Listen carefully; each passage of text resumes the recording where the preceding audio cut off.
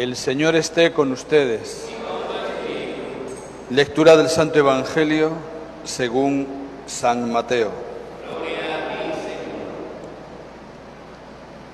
En aquel tiempo se reunieron los fariseos para ver la manera de hacer caer a Jesús con preguntas insidiosas en algo de que pudieran acusarlo. Le enviaron pues a algunos de sus secuaces, junto con algunos del partido de Herodes, para que le dijeran: Maestro, sabemos que eres sincero y enseñas con verdad el camino de Dios, y que nada te arredra, porque no buscas el favor de nadie. Dinos pues, ¿qué piensas? ¿Es lícito o no pagar el tributo al César? Conociendo Jesús la malicia de sus intenciones, les contestó: Hipócritas, ¿por qué tratan de sorprenderme? Enséñenme la moneda del tributo. Ellos le presentaron una moneda. Jesús les preguntó: ¿de quién es esta imagen y esta inscripción? Le respondieron: del César. Y Jesús concluyó: Den pues al César lo que es del César y a Dios lo que es de Dios. Palabra del Señor. Gloria a ti, Señor Jesús.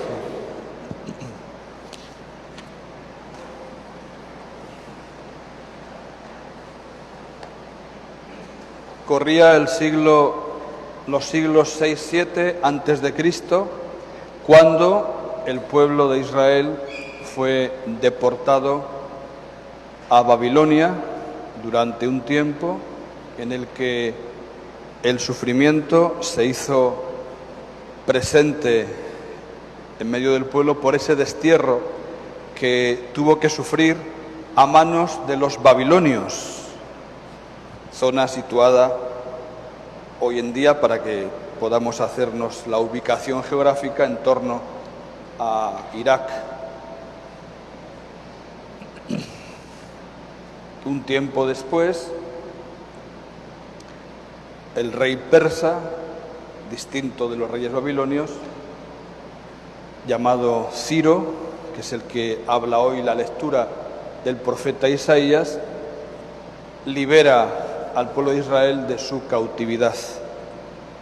Y además ese rey persa se va a convertir en favorecedor del pueblo de Israel, pues porque va a ayudar económicamente y con mano de obra para la reconstrucción del templo en Jerusalén, y que los judíos puedan volver a su patria, a su lugar, y recobrar su ser, su identidad, su fe, su religión y sus tradiciones.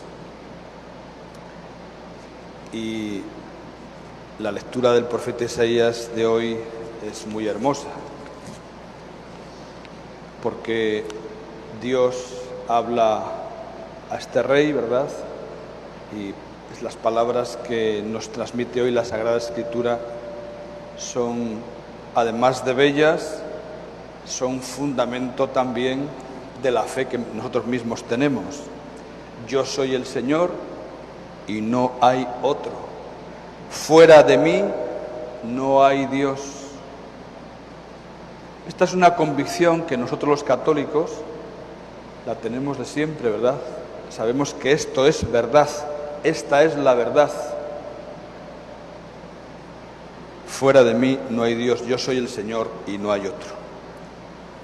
En este contexto estamos celebrando esta Eucaristía en nuestro templo, que, como ven, está hoy muy adornado, porque a partir de mañana vamos a comenzar las fiestas en honor a nuestro santo patrón, que es el apóstol San Judas Tadeo. También quiero dar en este momento la bienvenida a todos aquellos que nos están siguiendo por una nueva red social, que es YouTube. Estamos transmitiendo esta Santa Misa por Facebook y YouTube. Bienvenidos los nuevos oyentes a la celebración de esta Eucaristía.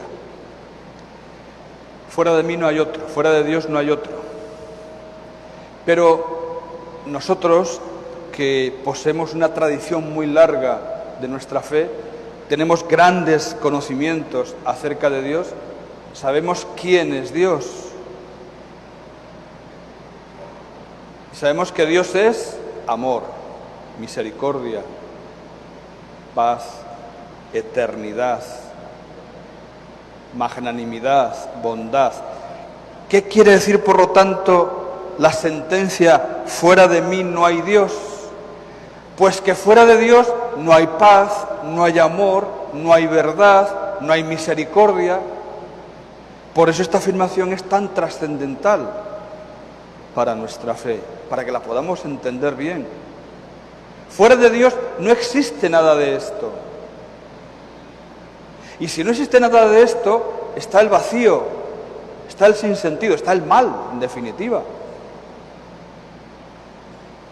Porque donde hay ausencia de bien, pues está el mal, evidentemente. Está como acabo de decir, el sinsentido. No hay sentido fuera de Dios, no hay vida fuera de Dios. Es muy importante, por lo tanto, comprender muy bien lo que nos está diciendo. Además, el profeta Isaías nos está diciendo más cosas, porque está hablando de una situación histórica ocurrida al pueblo de Israel. Les decía que se nos recuerda la opresión que tuvieron que sufrir bajo el imperio babilónico. Ahora Isaías nos habla del rey persa que los libera. Es decir, estamos hablando de la sucesión de los tiempos, estamos hablando de la sucesión de las épocas. En la historia se suceden distintos momentos, y hay momentos de dificultad, de opresión, de carencia de libertad, pero hay otros que no es así. Y se suceden los imperios. En nuestro mundo está pasando eso igual, es lo mismo. Y en la historia pasa esto. Se suceden los imperios, se suceden los gobernantes, se suceden las naciones que puedan ser en un momento dado dueñas del mundo. Todo esto va pasando, la historia se hace así, se construye así. Y el trasfondo es que Dios es el Señor de la historia. No es Babilonia, ni tampoco lo será Ciro de Persia, ni lo será el Imperio Romano después, ni tampoco lo será el dueño del mundo ni de la historia ahora, por ejemplo, los Estados Unidos, ¿verdad? O China, me da igual. Estos son acontecimientos históricos que se van sucediendo, en los cuales actúa Dios, porque Dios es el Señor de la historia. Aunque nos parezca que no, aunque nos parezca que somos los hombres los que definimos, los que determinamos las cosas. Sí, Dios respeta la libertad, ciertamente, eso es verdad. Y a veces no entendemos por qué Dios permite tantas cosas. Es verdad que a veces nos pasa esto, ¿no? Tenemos incomprensión ante muchas cosas que Dios permite. Pero el trasfondo de todo, sin duda ninguna, es Dios. Es el Señor de la historia. Porque los hombres pasamos, pero Dios permanece. Es el único que permanece. Los demás pasamos, como han pasado épocas, naciones y gentes a través de la historia desde que el mundo es mundo. Y esto nos tiene que llenar de confianza, nos tiene que llenar de seguridad. Y nosotros, por la fe que poseemos, tenemos que tener la certeza de que estamos en el camino correcto. Y además, queridos hermanos, sin dudarlo ni un solo instante. El Evangelio que acabamos de leer es un Evangelio, pues, a mí me gusta mucho este Evangelio porque vemos de alguna manera la ironía del Señor, ¿verdad? En el buen sentido, evidentemente, porque unas personas enviadas por los jefes de los judíos y por Herodes tratan de poner una trampa al Señor. Tratan de poner una trampa. Ya lo están persiguiendo para ver si en algún momento comete un error y poder, pues, encarcelarlo y condenarlo. En este caso, la prueba trampa que le ponen al Señor es acerca del pagar impuestos o no pagar impuestos. Pero fíjense que antes de comentar eso, que es importante, fíjense cómo le llegan al Señor estas gentes. Maestro, sabemos que eres sincero y enseñas con verdad el camino de Dios. Claro, esto lo dicen con hipocresía. De hecho, el Señor les va a responder hipócritas. Es decir, son unos mentirosos. Pronuncian estas palabras para que Jesús se confíe, ¿verdad?, y que les escuche. Maestro, sabemos que eres sincero y enseñas con verdad el camino de Dios. Esta gente está muy lejos de Dios porque no cree en eso que dicen. Ellos no creen en lo que están diciendo, son unos falsarios, son unos mentirosos. Pero para nosotros estas palabras son preciosas, son verdad. Sabemos que eres sincero y enseñas con verdad el camino de Dios.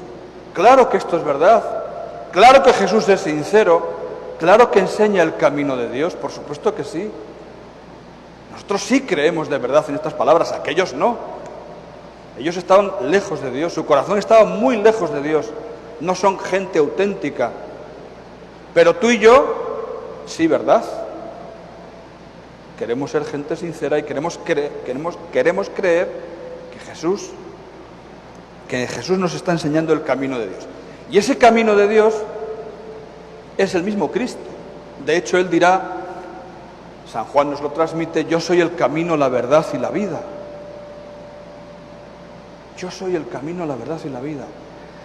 Ya que estamos hoy celebrando el Día de las Misiones, todo evangelizador actual, de hoy como de siempre, no puede olvidar que en la acción evangelizadora Jesucristo es el camino. Nos tenemos que fijar en Él, en lo que ha dicho y en lo que ha hecho. Y toda acción evangelizadora se basa en esto. Si no, no es acción evangelizadora. Si no, el Espíritu Santo no actuará en esta acción evangelizadora que, a tenor de la segunda lectura que hemos leído de San Pablo a los Romanos, hay que predicar, hay que hablar para que la gente oiga, escuche, aprenda y después viva. Los evangelizadores, los misioneros, porque la misión de la Iglesia es permanente. Desde que la Iglesia será misionera siempre. Misión, envío. La Iglesia es enviada por Cristo a predicar su palabra a todas las gentes de toda la historia, de todos los siglos. Hoy el evangelizador, hoy los misioneros, es decir, toda la Iglesia, porque todos los bautizados somos misioneros, estamos enviados a esta misión.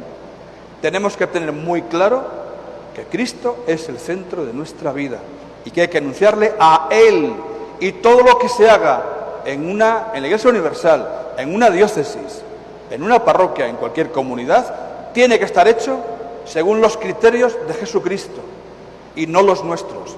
Los criterios de Jesucristo, el respeto a la enseñanza de Cristo, a su doctrina, a la verdad del misterio de Dios, a los sacramentos, a través de los cuales nos llega la santidad, la santificación de todos y cada uno de los fieles, y al gobierno de la Iglesia, porque Dios ha querido la Iglesia jerárquica, en el que se ocupan algunas personas de dirigirla, precisamente porque han recibido el carisma del Espíritu Santo para el gobierno de la Iglesia.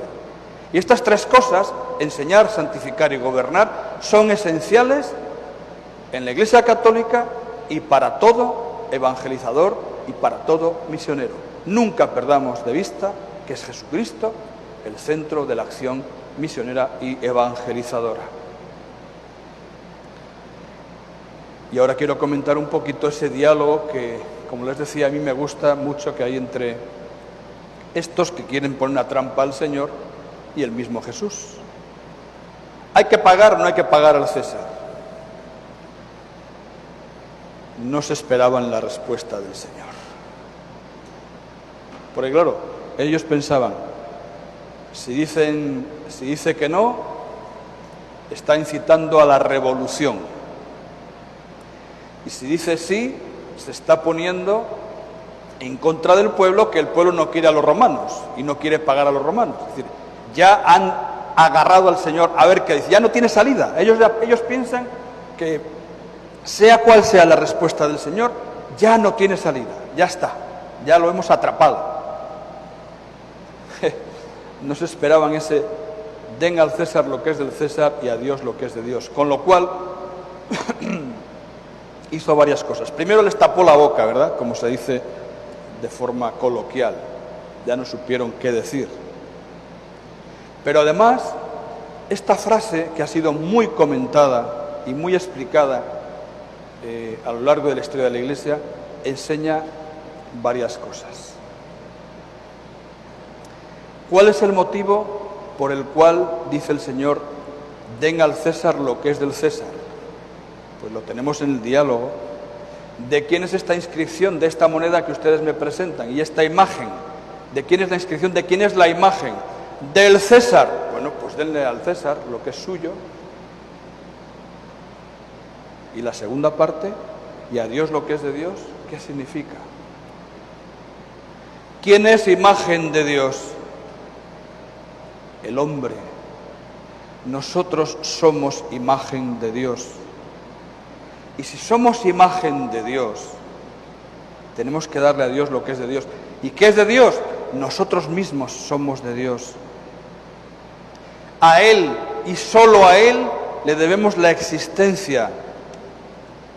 No hay nada que esté fuera del alcance de Dios. Y nosotros igual, le pertenecemos. Somos pertenencia y propiedad de Dios. Y más después del bautismo. No solo por la creación, porque hemos sido creados, porque nos ha dado la vida, sino más todavía por haber recibido el bautismo. Nos ha sellado con la marca del Espíritu Santo y somos pertenencia de Dios. Y esto supone que nuestra vida no es una vida cualquiera y que un católico, un cristiano, no puede llevar cualquier tipo de vida. Somos de Él. Hay una homilía, tengo aquí algunas palabras de muy antiguo, que es una homilía anónima, no se sabe quién es el autor, que comentando esto dice unas cosas muy hermosas. Dice lo siguiente: la imagen de Dios no está impresa en el oro, sino en el género humano. La moneda del César es oro, la de Dios es la humanidad. Por tanto, da tu riqueza material al César, pero reserva a Dios la inocencia única de tu conciencia, donde se contempla a Dios.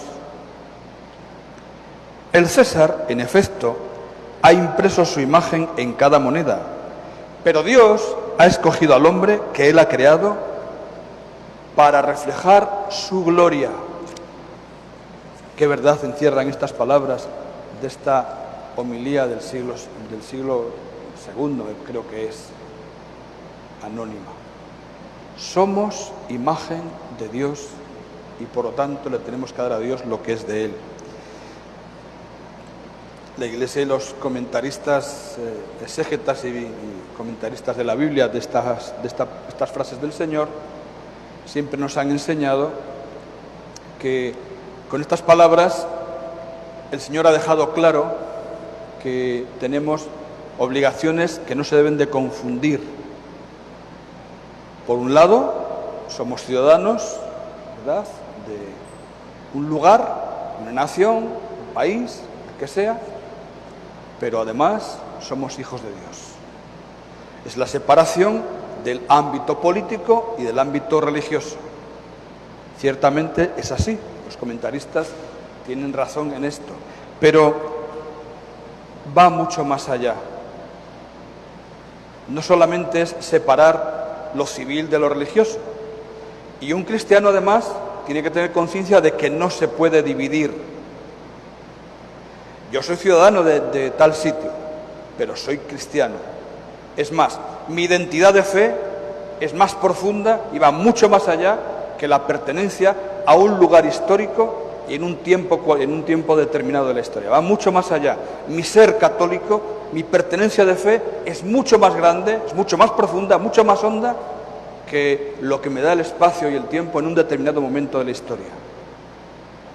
Es más profundo lo de dar a Dios, lo que es de Dios, que lo de dar al César, lo que es del César. Y claro, sí, los católicos tenemos conciencia de que tenemos que cumplir con nuestros deberes cívicos. Es obligación de cumplir bien con nuestros deberes cívicos. Pero más importante todavía es cumplir con nuestros deberes religiosos, con la obediencia que le debemos a la fe. Y este ir más allá nos está enseñando que efectivamente la misión de la Iglesia es hablar de Dios. Esto es importantísimo, ¿no? Tenemos que hablar y mucho de Dios. Tenemos que hablar y mucho de la fe en el Señor. Y tenemos que vivirla. Tenemos que vivirla en el momento presente. Independientemente de las dificultades que podemos encontrar en la vida, que las habrá siempre, que habrá adversidades, por supuesto que sí, pero nunca podemos perder de vista nuestro ser de hijos de Dios. Vivamos así el tiempo que el Señor nos conceda vivir en este mundo y vivamos como católicos con suma alegría,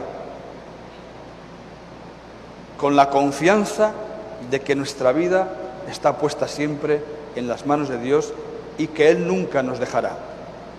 Y ya, pues antes de comenzar las festividades en torno a San Judas, quiero encomendar a toda mi parroquia y a todos los que nos están escuchando y viendo por las redes sociales, encomendarles a la protección de nuestro apóstol San Judas. Al final de la misa daremos unas indicaciones de cómo vamos a vivir este tiempo de fiesta, este novenario que comienza mañana, pero nos ponemos ya en sus manos para que Él nos proteja a nuestras familias, proteja a nuestras personas mayores, nuestros familiares mayores, enfermos, niños, jóvenes, trabajadores, amas de casa, todos nosotros que queremos vivir como hijos de Dios siguiendo el camino, y el camino es Cristo Jesús.